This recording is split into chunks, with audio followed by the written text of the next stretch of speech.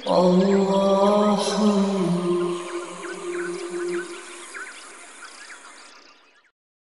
اعوذ باللہ من الشیطان الرجیم بسم اللہ الرحمن الرحیم۔ عزیزان من، آج مارچ 1982 کی 5 تاریخ ہے اور درس قرآن کریم کا آغاز سورہ الفتح یعنی 48ویں سورت سے شروع ہونا ہے۔ اور جس قسم کا موسم ہے آپ احباب کے تو سامنے ہے، لیکن جو سامعین ٹیپ کے ذریعے درس سنیں گے ان کی اطلاع کے لیے عرض ہے کہ اس مرتبہ لاہور کا موسم بڑا ہی درس کے اعتبار سے ناسازگار رہا ہے۔ آج بھی رات سے بارش ہو رہی ہے، صبح سے اس وقت تک بھی مسلسل بارش ہے۔ بارش کے دن ہمارے لیے ایک دشواری ہوتی ہے، صبح سے ہی احباب ٹیلی فون پر یہ پوچھنا شروع کرتے ہیں کہ آج درس ہوگا یا نہیں۔ تو ہمارے لیے غالب کے الفاظ میں گوئم مشکل وگر نہ گوئم مشکل، کیا بتائیں کہ ہوگا یا نہیں۔ تو ہم بھی محکمہ موسمیات کی طرح ایک پیشین گوئی کر دیتے ہیں کہ اگر وقت پر بارش تھم گئی، احباب آ گئے تو درس ہوگا، ایسا نہ ہوا تو درس نہیں ہوگا۔ جھوٹے بھی نہ پڑیں، سچی بات بھی نہ کہیں۔ تو احباب آ جاتے ہیں، تو جیسا کہ آپ دیکھ رہے ہیں اس موسم میں تعداد کا تھوڑا ہونا تو ضروری ہے، لیکن اس کے باوجود جو احباب آتے ہیں ان کا ذوق، ان کا تجسس، ان کی ہمت وہ یقیناً ایسی ہے کہ جس کی داد دینی پڑتی ہے۔ اگر اب درس نہ کیا جائے تو انہیں گلہ رہ جاتا ہے کہ ہم تو اس قسم کے موسم میں بھی آ گئے کشاں کشاں درس کی خاطر، اور یہاں ہم مایوس رہے۔ درس ہوتا ہے تو جو اس مجبوری کی وجہ سے نہیں آ پاتے انہیں شکایت ہو جاتی ہے کہ ہمارا تو کوئی قصور نہیں تھا، ایک پورے درس سے ہم محروم رہ گئے۔ اور پھر چونکہ ہمارے درس کی کڑیاں آگے بھی ملتی ہیں، اس لیے آگے جا کے بھی جب اس کا کوئی حوالہ دیا جاتا ہے تو انہیں اپنا یہ جو خلا ہوتا ہے، یہ جو مس کر جاتے ہیں درس کو، ہر بار کھٹکتا رہتا ہے، تو بڑی دشواری ہوتی ہے ہمارے لیے۔ بہرحال آپ احباب کی تشریف آوری کا تقاضا ہے کہ آپ کو تو درس سے محروم نہ کیا جائے، اور ٹیپ پہ ہو رہا ہے اس لیے باہر والوں کو تو فرق نہیں پڑتا۔ جو احباب نہیں آئے ان میں سے کچھ چاہیں گے تو انہیں ہم ٹیپ سنا دیں گے، اب کیا کیا جا سکتا ہے۔ درس کا آغاز جیسا میں نے عرض کیا ہے سورہ الفتح سے ہے، اور ہر بار یہ کہنا کہ صاحب یہ صورت بڑی اہم ہے، یہ آیت بڑی ہی جلیلہ ہے، اور قرآن کے متعلق میں سمجھتا ہوں ایسا کہنا ہی نہیں چاہیے۔ اس کا تو ایک ایک لفظ اپنے اپنے مقام پر بڑا ہی عظیم و جلیل ہے، لیکن بعض صورتیں ایسی ہیں ان میں واقعات اس قسم کے آ جاتے ہیں کہ جو دین کے مجموعی نظام پر بڑی عمدگی سے روشنی ڈالتی ہیں۔ اس اعتبار سے کہنا پڑتا ہے کہ اس پورے سلسلہ کے اندر یہ آیات یا یہ صورت جو ہے اس کا مقام بڑا نمایاں ہے۔ یہی کیفیت سورہ الفتح کی ہے۔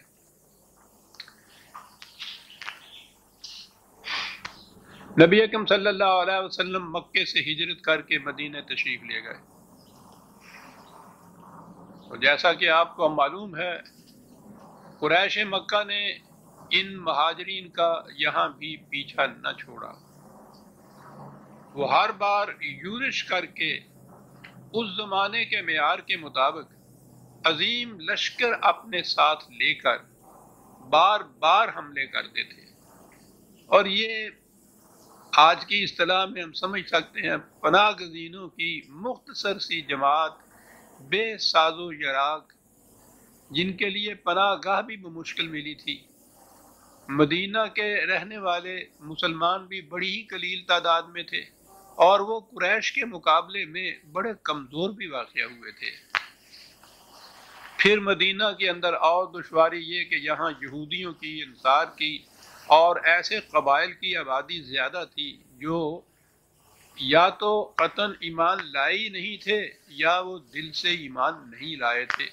منافقین کا جو ذکر آتا ہے قرآن میں بار بار، وہ یہی آبادیاں ہیں۔ اس قسم کی ایک مخلوط آبادی کے اندر یہ مہاجرین آ کے بسے تھے۔ اندر سے یہ خطرہ، باہر سے ان کی یورشیں، مسلسل یہ سلسلہ جاری رہا۔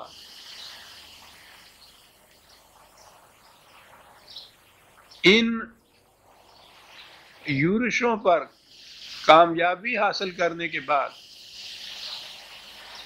جو داخلی امور تھے ان کو بھی سنوارنے کے بعد، گرفت میں لینے کے بعد، یہ نبی اکرم صلی اللہ علیہ وسلم کا کچھ کمتر درجے کا معجزہ نہیں ہے کہ مدینے میں ایک اسلامی مملکت قائم کر دی حضور نے۔ محمد الرسول اللہ والذین معہ، قرآن کریم نے کہا ہے کہ حضور اور آپ کے رفقا جو تھے ان کا یہ کارنامہ معجزانہ تھا کہ انہوں نے ان حالات میں ایک مملکت قائم کر لی۔ اس میں ایک اور بات بھی خصوصیت کی ہے کہ عربوں کے ہاں مملکت اور حکومت کا تصور ہی نہیں تھا، یہ قبائلی زندگی بسر کرتے تھے۔ یوں سمجھیے جیسے پنچایت کی سی زندگی ہوتی ہے، جہاں ہمارے ہاں کے گاؤں کی زندگی جیسے پنچایت کی سی ہوتی ہو۔ وہ گاؤں تو پھر بھی ایک بڑی حکومت کے تابع ہوتے تھے، وہاں کوئی حکومت ہی نہیں ہوتی تھی سرے سے، نہ مملکت نہ حکومت۔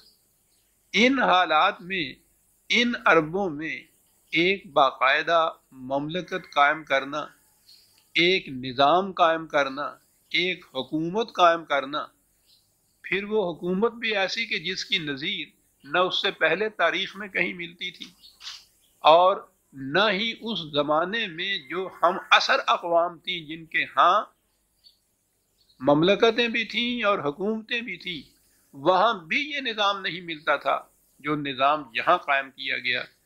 یعنی ایک خدا کی محکومیت اور کسی انسان کی حکومت نہیں۔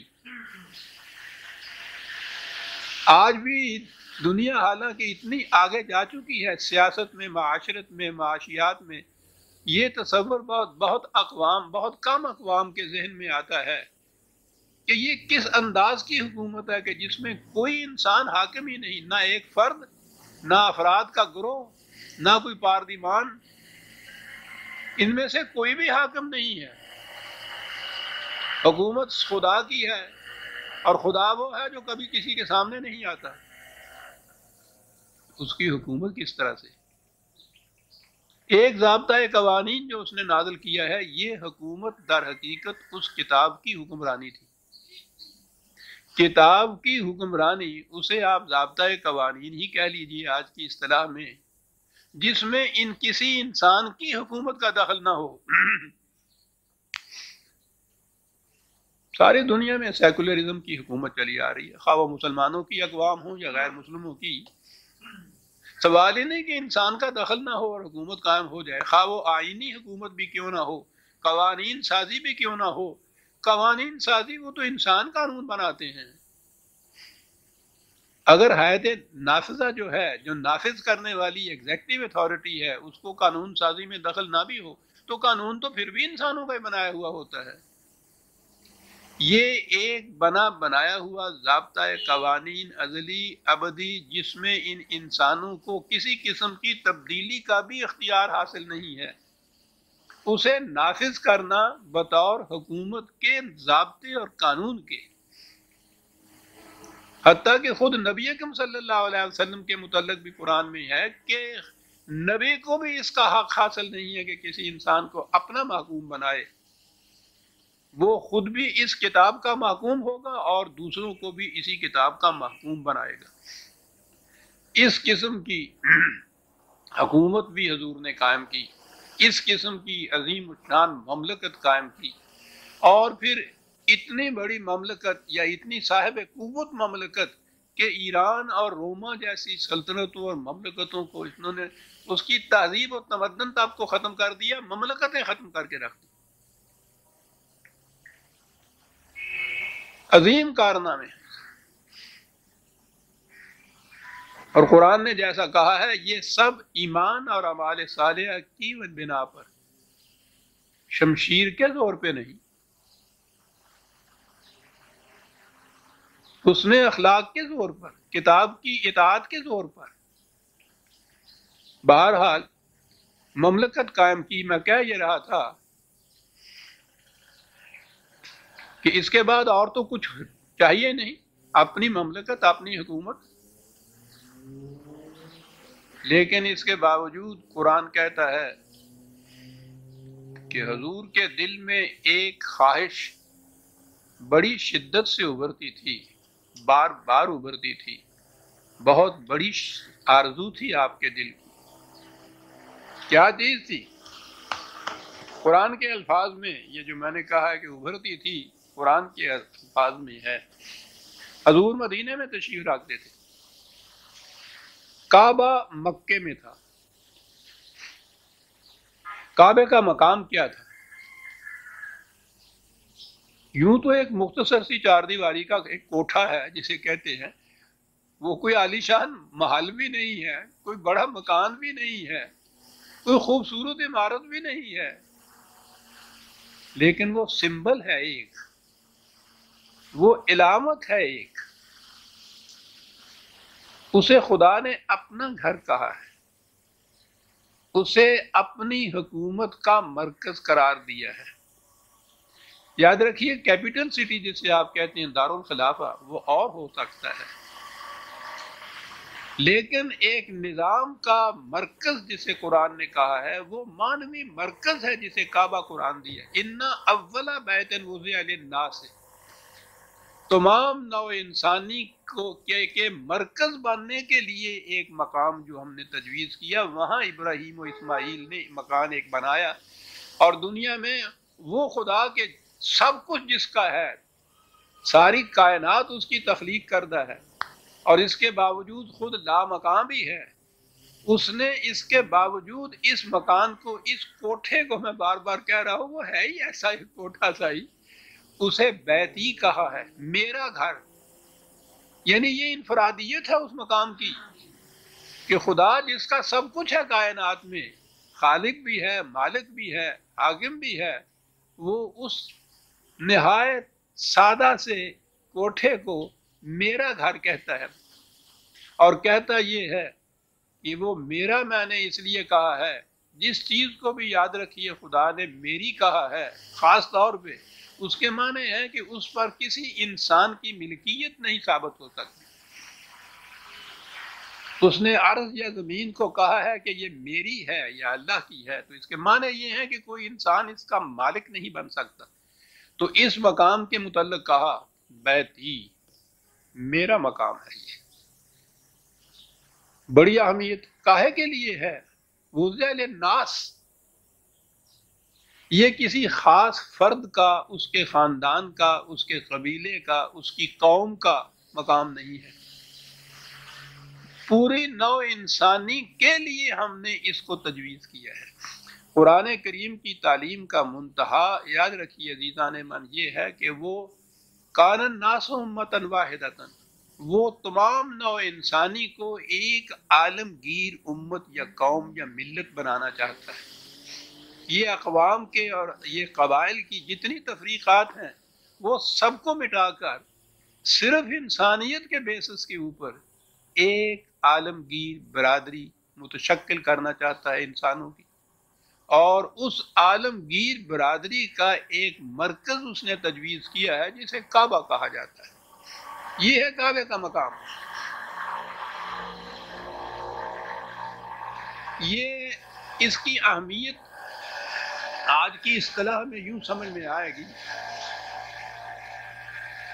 کہ جب ہم مثلاً کہتے ہیں کہ یہ ماسکو نواز ہے یا اس کا تعلق ماسکو سے ہے، اس کے معنی ایک شہر کے نہیں ہوتا جس کو ہم ماسکو کہتے ہیں۔ ماسکو ایک علامت ہے، ایک نظریہ زندگی کی، ایک فلسفہ حیات کی، ایک نظام مملکت کی، وہ جسے کمیونزم کہتے ہیں۔ وہ آپ دیکھیں گے کمیونزم نہیں عام طور پہ کہا جاتا، کہا یہ جاتا ہے کہ یہ ماسکو نواز ہے۔ تو یہ اس قسم کے جو شہر ہوتے ہیں وہ علامت بن جاتے ہیں در حقیقت اس نظریہ حیات کی جن کا وہ مرکز ہوتا ہے۔ ماسکو کے معنی کمیونزم کا مرکز ہے۔ اس سے آپ سمجھ میں بات آ جائے گی کہ جب قرآن نے یہ کہا کہ مکہ علامت ہے نو انسانی کی مرکزیت کی، تو اس کے معنی یہ ہیں کہ وہ نظام حیات جو خدا نے تجویز کیا ہوا ہے اس کے مطابق پوری نو انسانی ایک امت ایک ملت کی شکل میں جب متشکل ہوگی تو ان کے اس نظریے کی علامت جو ہے وہ کعبہ ہوگا، وہ مکہ ہوگا۔ یہ ہے کعبے کی حیثیت اسلام کے نظام میں، قرآن کے نظام میں۔ قرآن نے جہاں کہا ہے نا کہ جہاں بھی تم ہو فَوَلِّ وَجْهَكَ شَطْرَ الْمَسْجِدِ الْحَرَامِ، تو اپنی نگاہ کے سامنے اپنی نگاہ کا نصب العین جسے آپ کہتے ہیں وہ کعبے کو رکھو۔ جہاں بھی تم دنیا میں ہو، دنیا کے کسی حصے میں بھی تم ہو، تمہاری نگاہوں کا منتہا نصب العین، جہاں جا کے نظر ٹکتی ہے کسی کی اس کو کہتے ہیں نصب العین، وہ کعبہ ہونا چاہیے۔ دنیا میں کہیں بھی تم ہو۔ تو آپ نے غور کیا اس کے معنی کیا ہے؟ پھر میں اسی آج کی مثال کے اوپر آتا ہوں۔ امریکہ میں بھی کمیونسٹ ہے تو اس کی نگاہ ماسکو پہ ہوتی ہے، اگر وہ افریقہ میں ہے پھر بھی اس کی نگاہ ماسکو پہ ہوتی ہے۔ ہندوستان، پاکستان میں، دنیا کے کسی خطے میں بھی اگر وہ ہے وہ کمیونسٹ، وہ ہم کہیں گے اس کی نگاہ ماسکو پہ ہوتی ہے۔ ماسکو وہ مرکز ہے جو اس کے نظریہ حیات میں ایک جامعیت کی حیثیت رکھتا ہے، اس کی نگاہ ماسکو پہ ہوتی ہے۔ معنی یہ ہے اس کے کہ وہ اپنی نگاہ کمیونزم پہ رکھتا ہے۔ تو قرآن نے جو کہا ہے نا کہ تم دنیا کے کسی خطے میں بھی کیوں نہ ہو اپنی نگاہ کا نصب العین کعبے کو قرار دو، تو اس کے معنی یہ ہے کہ یہ نظام جو خدا کی طرف سے دیا گیا ہے، قرآن کا نظام، اس نظام کا مرکز محسوس، اس نظام کا مانوی مرکز تو قرآن ہے، اس کا مرکز محسوس جو ہے وہ کعبہ ہے۔ تو کہا کہ جہاں بھی تم دنیا میں ہو اپنی نگاہ کا منتہا نصب العین کعبے کو رکھو، یعنی اس نظام کو رکھو جس کا محسوس مرکز ہم نے کعبے کو قرار دیا ہے۔ اور ضمناً بات آ جاتی ہے جب پھر دین مذہب میں بدلتا ہے تو پھر یہ جو قرآن کا ارشاد تھا، عزیزان من 1400 سال پہلے اس قسم کا نظام دینا اور اس میں یہ تصورات دینا، دنیا کی تاریخ میں کہیں آپ کو یہ بات نہیں ملے گی۔ وہاں کہیں یہ نہیں کہا ہوا ہوگا عیسائیوں کو کہ تم اپنی نگاہ کا رخ قسطنطنیہ کی طرف یا روم کی طرف رکھو۔ مجوسیوں کو کہیں نہیں کہا گیا کہ تم اپنی نگاہ کا رخ تہران کو رکھو یا شیراز کو رکھو۔ ہندوؤں سے کہیں نہیں کہا گیا، وہ تو خیر ہندوستان سے باہر کہیں جاتے ہی نہیں تھے، کہ تم اپنی نگاہ کا رخ مثلا ہردوار کو رکھو یا بنارس میں رکھو۔ یہ چیز قرآن کریم نے پہلی دفعہ کہی ہے کہ جو مملکت کسی نظریہ یا نظام کے تابع وجود میں آئے گی اس کا جو مرکز محسوس ہوگا وہ تمہاری نگاہوں کا منتہا اور نصب العین ہونا چاہیے۔ الفاظ یہ ہیں کہ جہاں بھی تم ہو تمہاری نگاہ کا منتہا اور نصب العین کعبہ ہونا چاہیے۔ میں کہہ یہ رہا تھا کہ یہ تو دین میں پوزیشن ہے کعبے کی، اور جب دین مذہب میں بدلتا ہے تو پھر وہ الفاظ تو وہی رہتے ہیں بلکہ وہ رسم بھی وہی رہتی ہے۔ نماز کی نیت میں آپ کو یاد ہے نا ہمیں کہنا پڑتا ہے نا منہ طرف قبلہ شریف کے، بس اب وہ قبلہ شریف کا صرف یہ مقصد رہ گیا ہمارے لیے کہ نماز کے لیے کھڑے ہوں تو وہ جو ہے نا 4 رکعت نماز فرض اور نماز وقت ظہر کا اور پیچھے اس امام کے منہ طرف قبلہ شریف کے اللہ اکبر، رسمی طور پر یہ الفاظ ہم بول دیتے ہیں اس کی پابندی بھی اتنی ہوتی ہے کہ رخ تمہارا صحیح نہیں ہوا نماز میں، مسجدوں کا رخ قبلے کی طرف کرنے کے لیے بڑی احتیاط برتی جاتی ہے، لیکن یہ صرف مسجد کا رخ، نماز میں آپ کا منہ قبلے کی طرف، بس اتنا ہی رہ گیا۔ وہ جو ایک نظریہ حیات، ایک نظام زندگی کا مرکز، ایک خدا کی کتاب کی اطاعت کا مرکز محسوس، وہ کہیں تصور باقی نہیں ہے۔ ساتھ کی مسجد والا بھی یہی کہتا ہے منہ طرف قبلہ شریف کے، اس مسجد والا بھی کہتا ہے منہ طرف قبلہ شریف کے، دونوں کو نمازیں الگ الگ ہوتی ہیں، صرف منہ طرف قبلہ شریف کے ان سب کا مشترک رہ گیا۔ رخ کعبے کی طرف، قلب اور نگاہ کا مرکز اسے ہونا، یہ کہیں باقی نہیں۔ یوں مفہوم بدلتا ہے مذہب میں آ کے، رسم وہی رہتی ہے، الفاظ وہی رہتے ہیں، لیکن اس کا مفہوم بدل جاتا ہے۔ مسلمانوں کی مملکتیں اتنی ہیں، ہر ایک کا اپنا اپنا نظام ہے، اپنے اپنے ضوابط قوانین ہیں، اپنی مملکتیں ہیں، ایک دوسرے کے ساتھ جنگیں بھی ہوتی ہیں، لڑائیاں ہوتی ہیں، برسوں تک بھی چلتی ہیں۔ دونوں جب نماز میں کھڑے ہوتے ہیں تو منہ طرف قبلہ شریف کے دونوں کہتے ہیں، بس قبلہ شریف کا اتنا ہی رہ گیا مقصد اب کہ الفاظ کہہ لیے یا نماز میں واقعی اپنا منہ جو ہے، رخ جو ہے نماز میں صرف قبلے کی طرف کر دیا تھا۔ وہاں مقصد یہ تھا کہ منتہا تمہارا جو ہے نگاہوں کا، وہ اس نظریہ حیات کے مرکز محسوس کی طرف ہونا چاہیے جس کے تم پابند ہو، خواہ تم دنیا میں کہیں کیوں نہ ہو۔ اقبال کی مثال بھی بڑی جامع ہوتی ہے، اس امت کے متعلق کہتا ہے، کیا خوبصورت مثال ہے، یہ پرندے سارا دن ان فضا کی پہنائیوں میں اڑتے رہتے ہیں، سینکڑوں ہزاروں میل کی مسافت طے کرتے ہیں فضا کے اندر سارا دن، اپنے آشیاں سے معلوم نہیں کتنی کتنی دور یہ چلے جاتے ہیں، پھر کوئی سڑک نہیں ہے، کوئی سگنلز نہیں ہیں، کوئی اشارات راہ نہیں ہیں، لیکن شام ہوتی ہے تو وہ سیدھے اپنے آشیاں کی طرف آ جاتے ہیں۔ کہتا ہے اس امت کی کیفیت یہ تھی کہ پرد در وسعت گردوں یگانہ، فضا کی پہنائیوں میں یہ اڑتی ہے، یگانہ ہے، کسی دوسرے کو اپنے ہمدوش بھی نہیں ہونے دیتی، اکیلی، اور نگاہ او بشاخ آشیانہ، کہیں بھی اڑتا ہوا وہ پرندہ جائے، اس کی نگاہوں میں اپنا آشیانہ رہتا ہے ہر وقت، اس لیے جب بھی اس کا جی چاہتا ہے بغیر کسی قسم کے نشان راہ کے سیدھا اپنے نشیمن میں آ جاتا ہے۔ یہ تھا مقام کعبے کا۔ اب یہاں سے یوں بات سمجھ میں آ جائے گی کہ مدینے میں سب کچھ حاصل ہے، مملکت حاصل ہے، حکومت حاصل ہے، اور اس کے بعد تو پھر مدینے کی اپنی آبادی بھی وہ تھی کہ مسلمانوں پر مشتمل تھی، کسی غیر کا اس میں عمل دخل کوئی نہیں تھا، یہ سب کچھ حاصل، لیکن اس کے باوجود نگاہ او بشاخ آشیانہ، قرآن کہتا ہے، کتنی خوبصورتی سے حضور کی اس آرزو کو، قلبی آرزو کو قرآن نے ادا کیا کہ قد نرا تقلب وجہک فی السماء، 2/144۔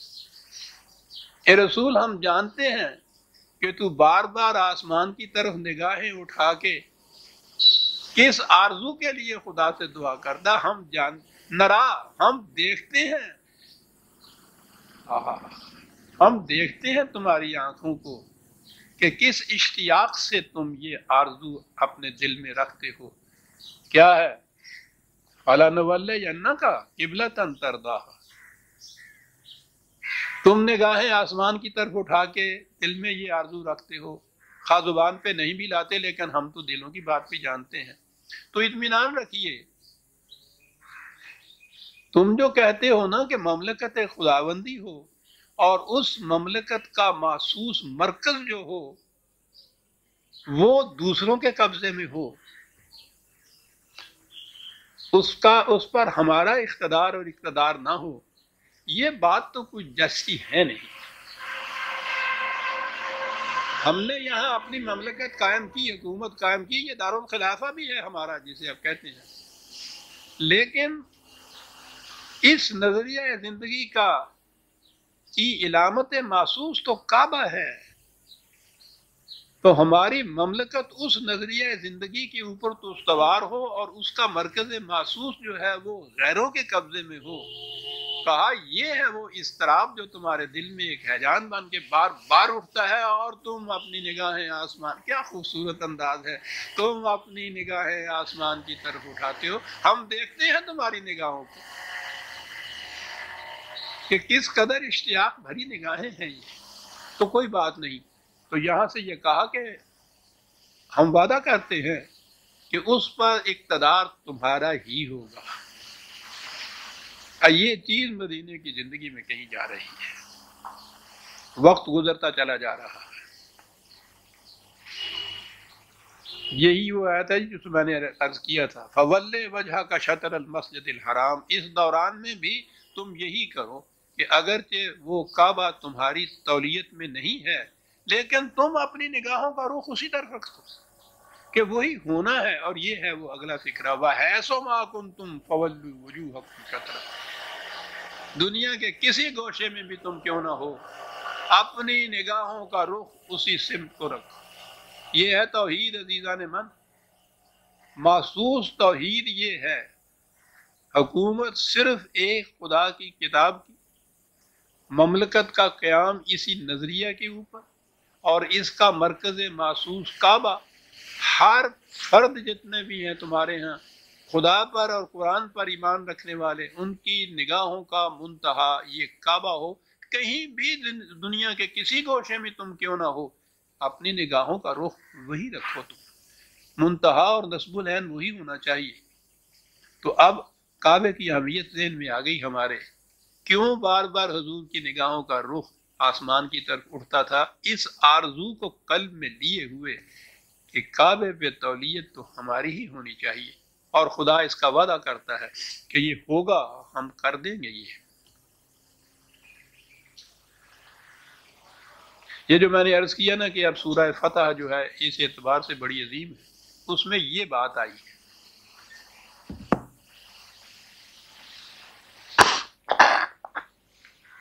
معاف رکھیے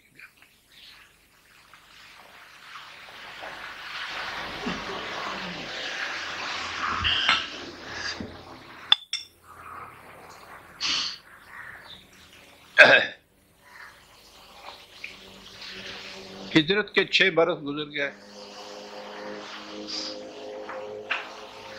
ابھی مسلمانوں پر حج فرض نہیں ہوا تھا۔ حج تو سن 9 ہجری میں فرض ہوا ہے پہلی دفعہ، لیکن عرب مسلمان تو خیر بات کی بات ہے، مشرک عرب بھی صرف عرب ہونے کی حیثیت سے وہ بھی کعبے کو اپنا مرکز مانتے تھے، اور وہ حج کیا کرتے تھے۔ یہ اصل میں ملت ابراہیمی کے اتباع میں یہ کیا کرتے تھے۔ حضرت ابراہیم علیہ السلام نے اپنے بیٹے حضرت اسماعیل علیہ السلام کو یہاں بسایا تھا۔ یہ حجاز کے یا کعبے کے گرد کے مسلمان، یہ قریش وغیرہ جو تھے، یہ انہی کی نسل میں تھے، کعبہ انہی کا تعمیر کرنا تھا۔ یہ اپنی اس زندگی میں بھی، قبل از اسلام کی زندگی میں بھی، یہ کعبے کو مرکزی اپنی زندگی کا مانتے تھے۔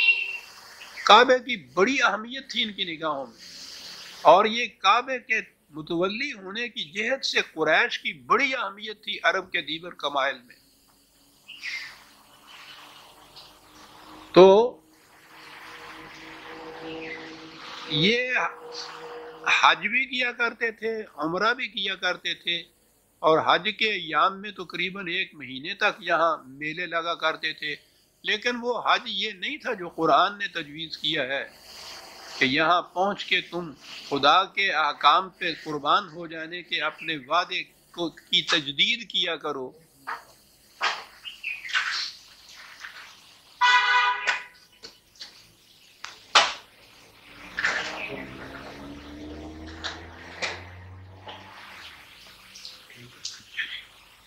وہ میلے کی اسی شکل ہوتی تھی، لیکن اجتماع بڑا عظیم ہوتا تھا وہ حج کا، عمرہ بھی ہوتا تھا۔ قریباً 6 برس گزر گئے ہجرت کے بعد، مسلسل لڑائیوں میں گزر گئے. آخر ایک سال سن 6 ہجری کا یہ واقعہ ہے.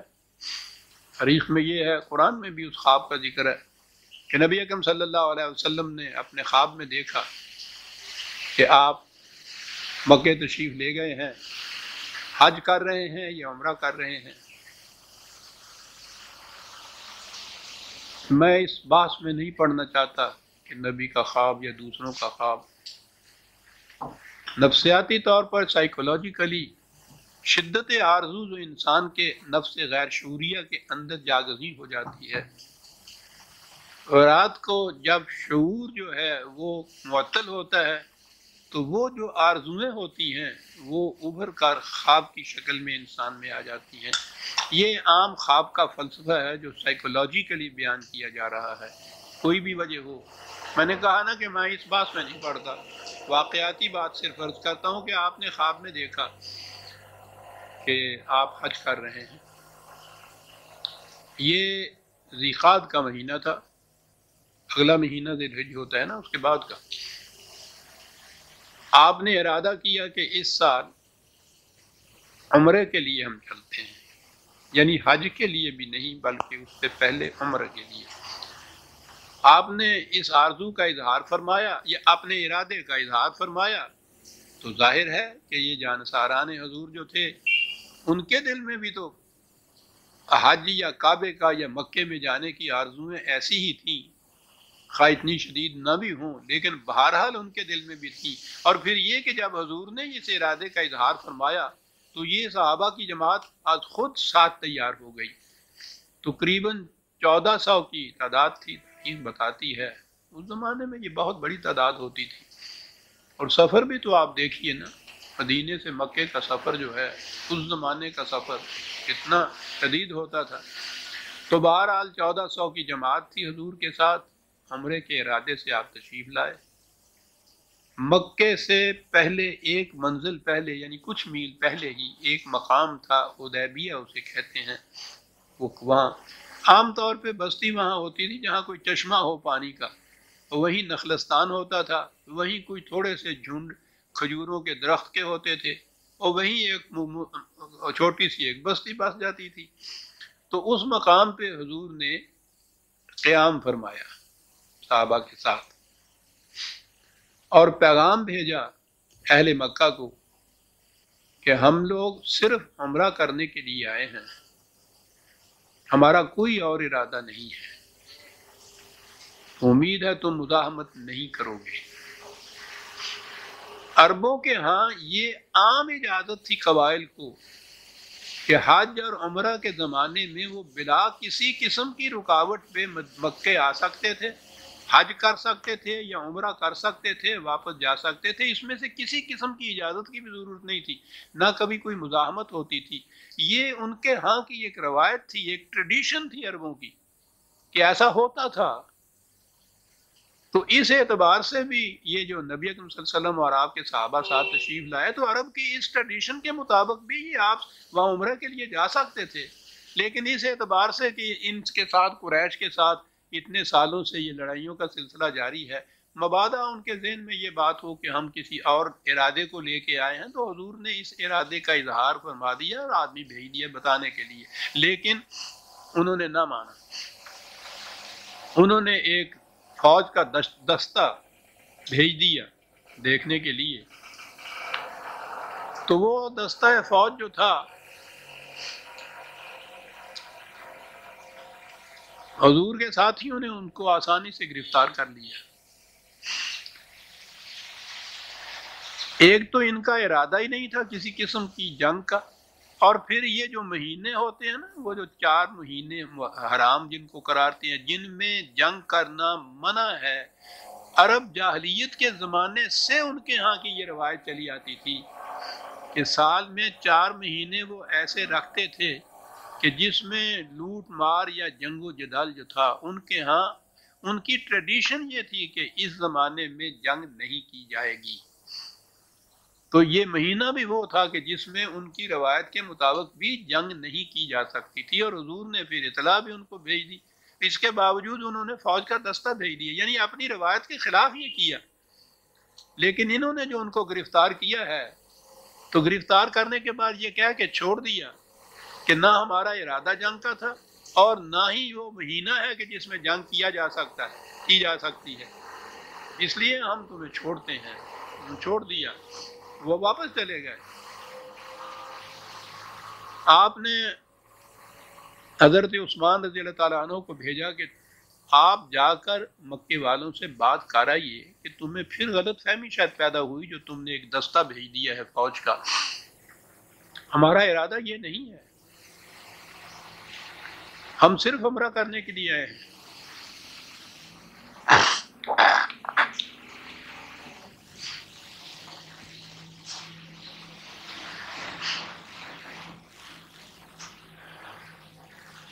حضرت عثمان تشریف لے گئے تو یہ خبر مشہور ہو گئی کہ قریش نے آپ کو گرفتار کر کے نظر بند کر لیا۔ اب اس کے معنی تھے ان کی طرف سے اعلان جنگ۔ یہ وہ مقام تھا جہاں اس صورت میں وہ آتا ہے کہ نبی اکرم صلی اللہ علیہ وسلم نے صحابہ سے کہا کہ یہ تو ٹھیک ہے کہ اسلام لاتے وقت تم ایک معاہدہ کرتے ہو اپنے خدا سے، ان اللہ اشتری من المؤمنین انفسهم واموالهم بان لهم الجنہ، سورہ توبہ میں ہے۔ میں ریفرنس لکھا دوں جو لکھتے ہیں 9 غالباً 112۔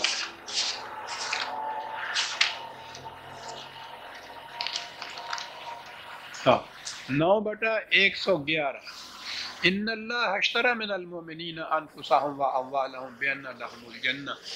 یہ جسے ہم کہتے ہیں نا فلاں شخص مسلمان ہو گیا، ہم تو خیر مسلمان ہوئے ہی نہیں ہیں، مسلمان کے گھر میں پیدا ہو گئے، تو وہ مسلمان ہونے کے لیے صرف کلمہ پڑھنا ہی نہیں ہے کافی، یہ ایک عہد معاہدہ کیا جاتا ہے، یہ ایک ایگریمنٹ ہے، ایک عہد ہے، اور وہ عہد یہ ہے کہ میں اپنی جان اور مال خدا کے ہاتھ بیچتا ہوں، اور خدا اس کے مقابلے میں کہتا ہے کہ میں اس کے عوض میں تمہیں جنت عطا کرتا ہوں۔ یہ ایک معاہدہ ہوتا ہے جو اس عہد نامے پر دستخط کر کے کہ میں اپنا جان اور مال بیچتا ہوں خدا کے ہاتھ، جو یہ عہد نامہ کرتا ہے وہ مسلمان ہوتا ہے۔ تو اس اعتبار سے تو یہ عہد نامہ ان سب نے کیا ہوا تھا، لیکن ایسا وقت پھر آ جاتا ہے جہاں فی الواقع اس عہد نامے پر عمل کرنے کا ایک زمانہ آتا ہے، ایک وقت آتا ہے، ایک موقع آتا ہے۔ جیسے یہ فوج کے ریزروسٹ ہوتے ہیں، یوں وہ سارا وقت ہیں فوجی ہوتے ہیں، ان کو ذمہ داریاں ہوتی ہیں، لیکن اپنا کام کاج کرتے ہیں۔ جنگ کا اعلان ہوتا ہے تو انہیں پھر اس سپاہی کی حیثیت سے پھر میدان جنگ میں جانا پڑتا ہے۔ یہ کیفیت تھی اس زمانے میں مومنین۔ اب جو حضور نے یہ بھانپا کہ ان لوگوں کی نیت نیک نہیں ہے، تو آپ نے وہیں حدیبیہ کے مقام پر ایک درخت کے نیچے، جسے شجر رضوان کہا گیا ہے، آگے اس صورت میں آگے آتا ہے، بڑا حسین منظر ہے کہ آپ نے پھر صحابہ سے کہا کہ لو بھائی، وہ جو تم نے معاہدہ کیا تھا خدا کے ساتھ، اس معاہدے کی پر عمل پیرا ہونے کا موقع اب آ گیا، تو آؤ تجدید بیعت کرو۔ یہ بیعت کے معنی اب آپ سمجھیں، یہاں تو بیعت حضرت صاحب کی ہوتی ہے نا، میں فلاں حضرت صاحب کا بیعت ہوں جی، میں نے وہاں سے بیعت کر لی ہے، باغ کے تمہارے بیچ دینا ہوتا ہے نا۔ یہ جو تھا نا ان اللہ اشترا، خدا نے خرید لیا تو مومن نے بیچ دیا نا، یہ معنی تھے باغ کے۔ یہ بائع ہوتا تھا بیچنے والا، خدا مشتری ہوتا تھا خریدنے والا، اس کو بیعت کہتے ہیں، اس معاہدے کو۔ تو وہاں آپ نے کہا کہ وہ جو تمہارا عہد نامہ ہے بیعت کا، اس کو عمل پیرا ہونے کا وقت آ گیا۔ اور میں سمجھتا ہوں کہ اس وقت تک جتنی جنگیں ہوئی ہیں قریش سے، یہ جنگ جو ہے شاید یہ قول فیصل ہو، کیونکہ ہم ان مکے کے قریب آ پہنچے ہوئے ہیں، اور یہ تو اپنے گھر کے اندر ہیں، یہ تو مدینے میں جا جا کے ہمارے اوپر حملے کیا کرتے تھے، اور اب تو ہم ان کی گرفت میں ہیں۔ اور یہ آئے تھے چونکہ عمرہ کی نیت سے، ہتھیار بھی ساتھ نہیں تھے۔ کہا یہ کہ اس مقام پہ اگر انہوں نے جھپٹا مارا، یہی تو ساری کائنات ہے ہماری جو ہم یہاں لے کے آ کے بیٹھ گئے ہوئے ہیں، حالات یہ ہیں۔ اس لیے آپ دیکھ لیجئے، آپ نے صحابہ سے فرمایا کہ کتنا نازک وقت ہے جس میں ہم اس وقت آ گئے، اور یہ وقت ہے جو آپ کو اپنے ایمان کی صداقت کی شہادت پیش کرنی ہوگی۔ تو قرآن نے کہا ہے کہ وہاں پھر حضور کے ہاتھ پہ یہ لوگ تجدید بیعت کرتے تھے، اپنا جو بیچا ہوا تھا مال اس کی تجدید کرتے تھے کہ ہاں ہم جان اور مال ہم نے بیچ دیا ہوا ہے۔ یہ آئیں گی آیات اس صورت کے اندر۔ بڑا حسین و جمیل منظر ہے جس میں قرآن نے بیان کیا ہے۔ حضور بیعت لینے والے، خدا بیان کرنے والا، اب اس سے زیادہ اور جمیل و حسین منظر کیا ہوگا، دیکھیں گے آپ۔ وہی دافری انداز ہے جس میں یہ سب کچھ بیان کیا گیا ہے۔ یہ بیعت تھی، بیعت رضوان جس کو کہتے ہیں۔ یہ درخت ہے جس کو آج تک شجر رضوان کہتے ہیں، یعنی خدا وہ معاہدے سے ہم آہنگ ہو جانا، یہ ہوتا ہے رضوان کا کے معنی۔ لیکن اتنے میں اطلاع آ گئی کہ نہیں، انہوں نے حضرت عثمان کو چھوڑ دیا ہے اور وہ آ رہے ہیں، اور انہوں نے آ کے یہ بات کہی کہ وہ آمادہ ہیں صلح نامہ کے لیے، تو وہ صلح کرنا چاہتے ہیں، جنگ نہیں کرنا چاہتے، بشرطے کہ ان کی شرطیں جو ہیں وہ منظور کر لی جائیں۔ تو آپ نے کہا بجا ٹھیک ہے، کہ ہمارا ارادہ تو جنگ کرنے کا تھا ہی نہیں۔ صلح کی شرائط کے لیے وہاں کا نمائندہ آ گیا، نبی اکرم صلی اللہ علیہ وسلم سے یہ as head of the state یہ معاہدہ ہونا تھا۔ اب وہ معاہدہ جو کچھ بھی تاریخ میں آتا ہے وہ ایسا ہے جس میں نظر بظاہر یوں دکھائی دیتا ہے کہ مسلمانوں نے یا حضور نے بڑا دب کے ان کے ساتھ صلح کی۔ مثلا پہلی چیز جو ہے، ابھی میں واضح کروں گا کہ اس میں کتنا تضاد ہے۔ پہلی چیز یہ کہ اس دفعہ آپ مکے میں نہیں آ سکتے، عمرہ نہیں کر سکتے، واپس چلے جانا ہوگا۔ بہت اچھا، جو مسلمان یہاں مکے میں آپ کے رہ گئے ہیں ہم ان کو نہیں جانے دیں گے۔ بہت اچھا، اس کے بعد بھی اگر کوئی لوگ وہاں مسلمان کسی طرح سے بھی مکے میں کوئی آ گیا تو ہم اس کو روک رکھیں گے۔ بہت اچھا، مدینے میں اگر ہمارے ہاں کا کوئی آدمی اس وقت بھی ہے یا اس کے بعد بھی جائے گا تو اس کو آپ روکیں گے نہیں، وہ واپس مدینے میں آئے گا۔ بہت اچھا، یہ ہے وہ شرائط جو عام طور پہ تاریخ میں ملتی ہیں، ان شرائط پہ یہ صلح کی گئی تھی۔ تو نظر آ رہا ہے جیسے عام حالات میں کہ دب کے صلح کی گئی ہو جیسے۔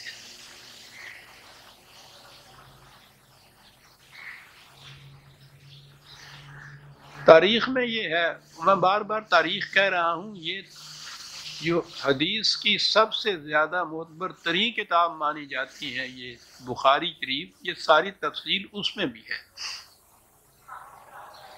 اور بڑی تفصیل سے یہ سارا کچھ لکھا ہے۔ اور اس میں یہ بھی ہے کہ ان شرائط پر میں نے عرض کیا ہے نا کہ چونکہ یہ ہے ان کے اندر، حدیثوں کے اندر، روایات کے اندر، تاریخ کے اندر، میں وہ بیان کر رہا ہوں، ورنہ میں خود نہیں اس سے متفق کہ صحابہ نے، اور بالخصوص اس کے اندر پھر نام لیا جاتا ہے حضرت عمر رضی اللہ عنہ کا، تو عجیب قسم کے انہوں نے، ہمارے ہاں کے تاریخ والوں نے یا روایت کرنے والوں نے عجیب قسم کے کچھ کیریکٹر چن رکھے ہیں، اور ان میں ایک حضرت عمر رضی اللہ عنہ کا کیریکٹر ہے کہ ہر بات جو ہے اس کی مخالفت کے لیے حضرت عمر کھڑے ہو جاتے ہیں، معاذ اللہ۔ اپنی طرف سے تو یہ بہت خوش ہوتے ہیں کہ ہم نے بڑا ایک دمنگ قسم کا آدمی جو ہے اس کو تیار کر رکھا، سوچتے نہیں کہ کس کے مقابلے میں صاحب حضور نبی اکرم صلی اللہ علیہ وسلم کے سامنے.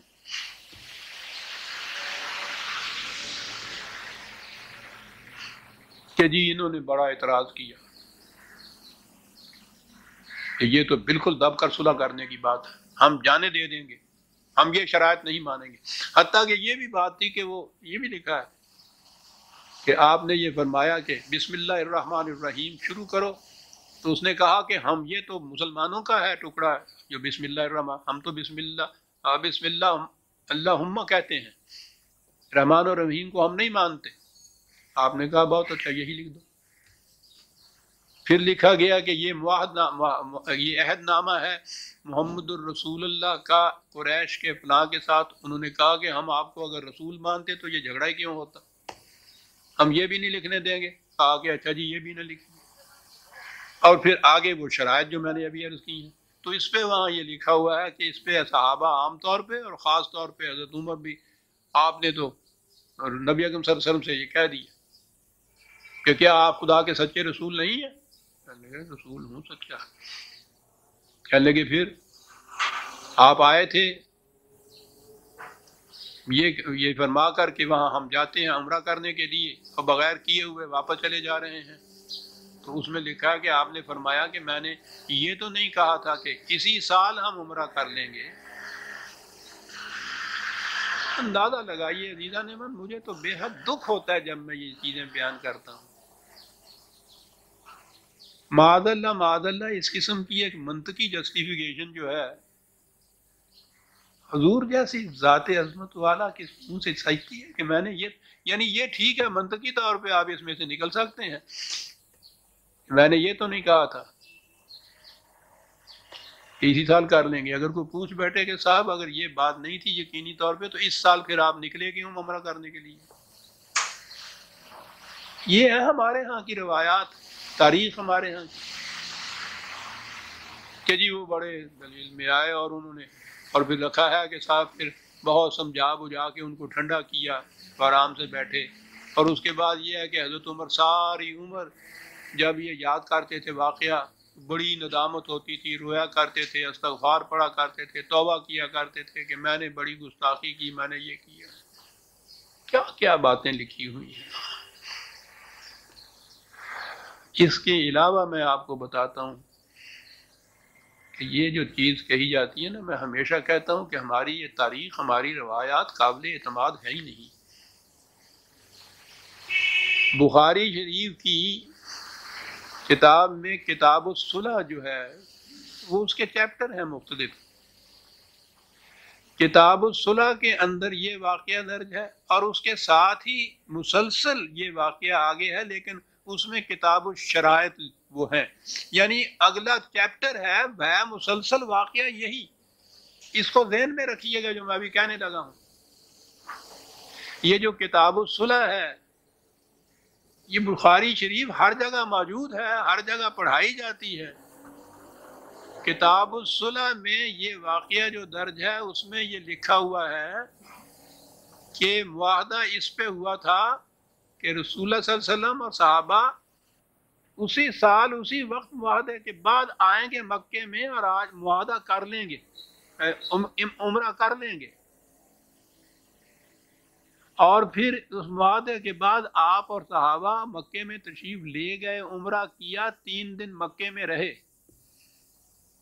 اور تیسرے دن قریش نے یہ کہا کہ بھائی وہ وقت ہو گیا آپ کا معاہدے کی روح سے پورا، واپس چلے جائیے. اور تیسرے دن آپ واپس آئے، یعنی اسی معاہدے کے یہ اسی سال اسی وقت وہیں سے عمرہ کر کے گئے، جس سے یہ تاثر تو دے دیا کہ وہ دب کے صلح نہیں ہوئی تھی، بلکہ یہ جو عمرہ کرنے کا مقصد تھا وہ تو حاصل ہو گیا تھا. اور پھر یہ چیز کہ رسول اللہ نے جو آپ آئے تھے عمرہ کرنے کے لیے اور آپ نے کہا تھا میں نے خواب میں دیکھا ہے، تو وہ جواب بھی صحیح نہیں ہے. عمرہ تو کیا تھا آپ نے. یہ کتاب الصلح میں بخاری شریف میں لکھا ہوا ہے. اور اگلی سطر میں جب شروع ہوتا ہے تو وہ صرف ہیڈنگ چیپٹر کا کتاب الشروط ہے، واقعہ آگے چلتا ہے اور اس میں لکھا ہوا ہے کہ انہوں نے عمرہ نہیں کرنے دیا. آپ نے معاہدے میں لکھ دیا کہ اس سال نہیں، اس میں لکھا ہوا تھا کہ اگلے سال ہم آئیں گے تو پھر ایسا کریں گے، اور بغیر عمرہ کیے ہوئے آپ واپس آ گئے.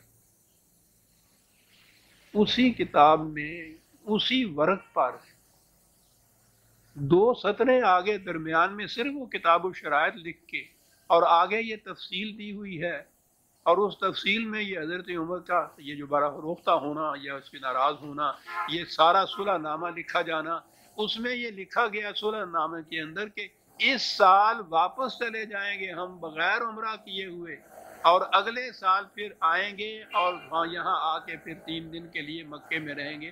یہ سارا معاہدہ لکھا ہوا ہے اس بخاری کے باب الشرائط میں۔ اور وہ جو ابھی ابھی میں نے عرض کیا ہے باب الصلح کا آخری جو ہے وہ واقعہ وہ یہی ہے، اور اس میں یہ لکھا ہوا ہے کہ یہ اسی معاہدے میں یہ تھا کہ اسی سال ابھی آپ 3 دن کے لیے مکے آ کے عمرہ کر دیجئے۔ آپ نے عمرہ کیا، 3 دن کے بعد انہوں نے کہا کہ معاہدے کے مطابق وقت ہو گیا ہے، تو پھر آپ 3 دن کے بعد واپس تشریف لائے۔ یہ دونوں چیزیں ایک ہی جگہ، ایک ہی کتاب میں، ایک ہی ورق میں لکھی ہوئی۔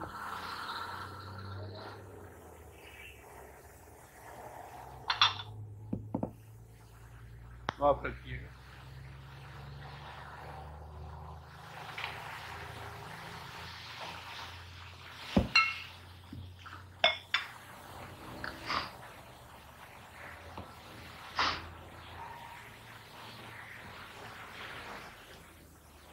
یہ صحیح بخاری اسد الکتب بعد کتاب اللہ، جس کو کہا تھا خدا کی کتاب کے بعد اس دنیا میں سب سے زیادہ صحیح کتاب جو ہے، یہ اس کے متعلق ان کا امکان ہے۔ اس کے ایک ہی واقعہ، ایک ہی چیپٹر کے اندر، ایک ہی ورق کے اندر یہ دو چیزیں وہاں موجود ہیں۔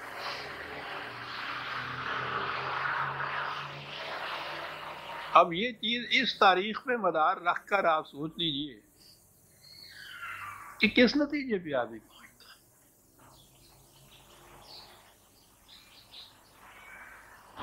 بہرحال یہ سارا جو کچھ میں نے عرض کیا ہے یہ تاریخ میں ہے، تاریخ کے معنی یہ حدیث کی کتابوں میں بھی ہے۔ یہ اس کا پس منظر ہے جو میں نے ابھی عرض کیا۔ حدیبیہ میں معاہدہ بہرحال کوئی ہوا ہے، ٹھیک ہے۔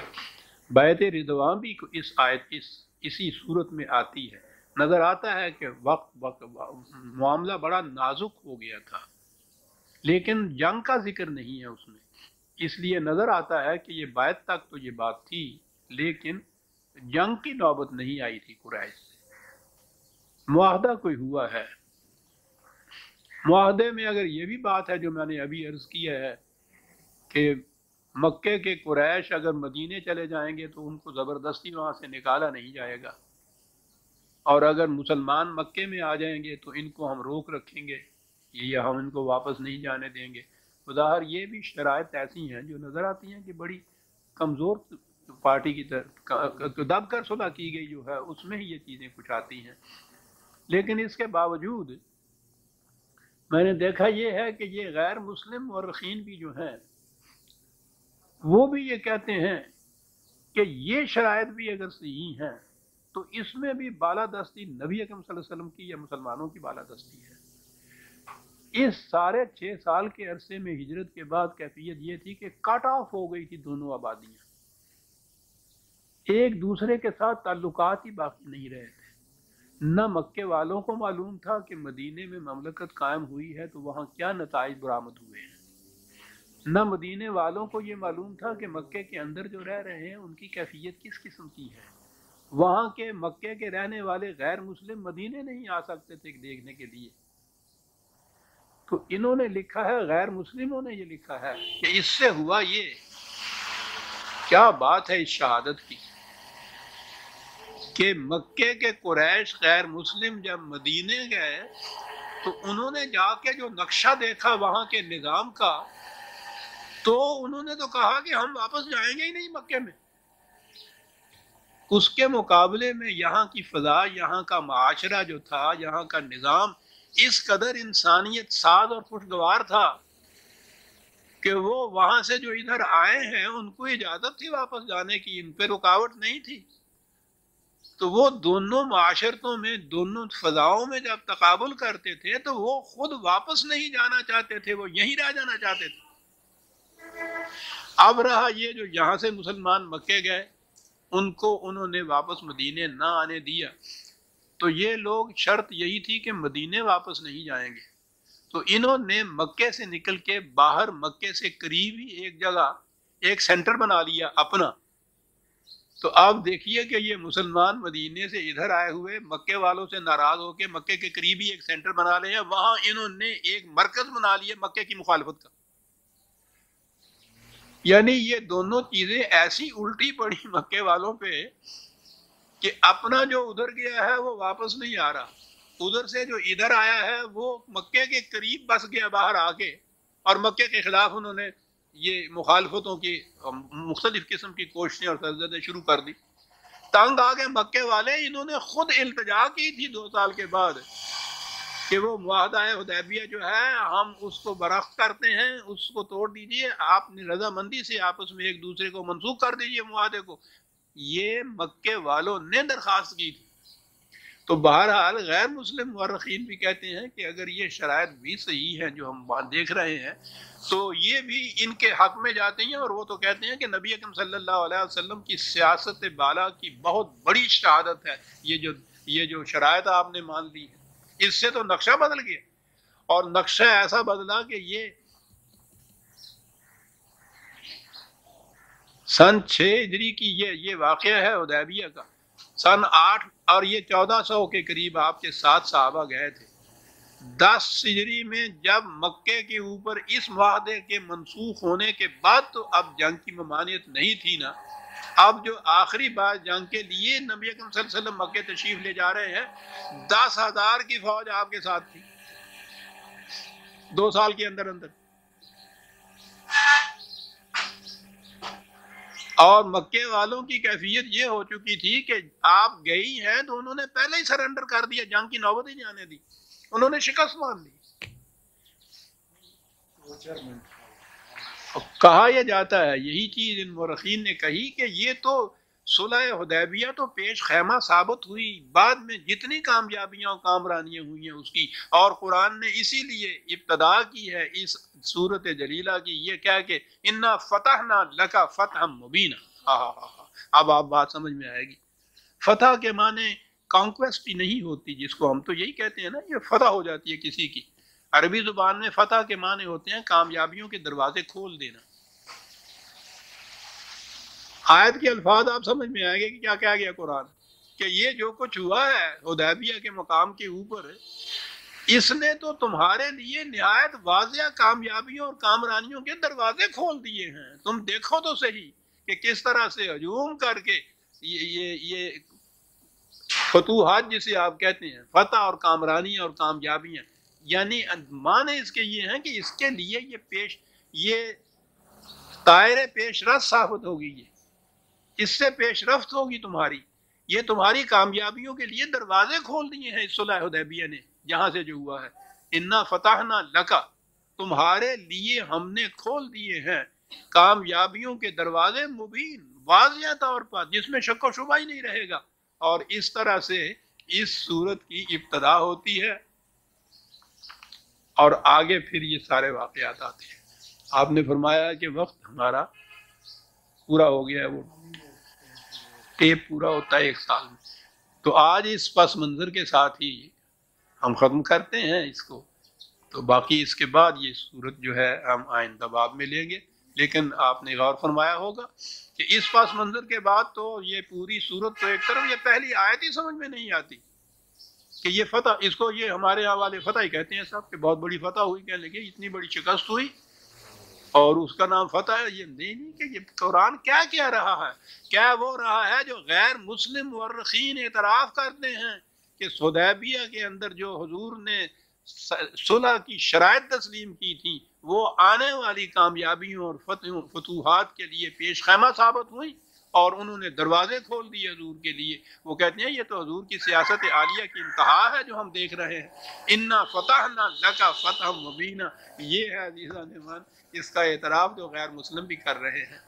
تو پہلی آیت میں ہم آئے، اس پس منظر کو ذہن میں رکھیے، اور پھر آگے ہم چلیں گے، تو پھر آپ سمجھنا آسان ہو جائے گا۔ ربنا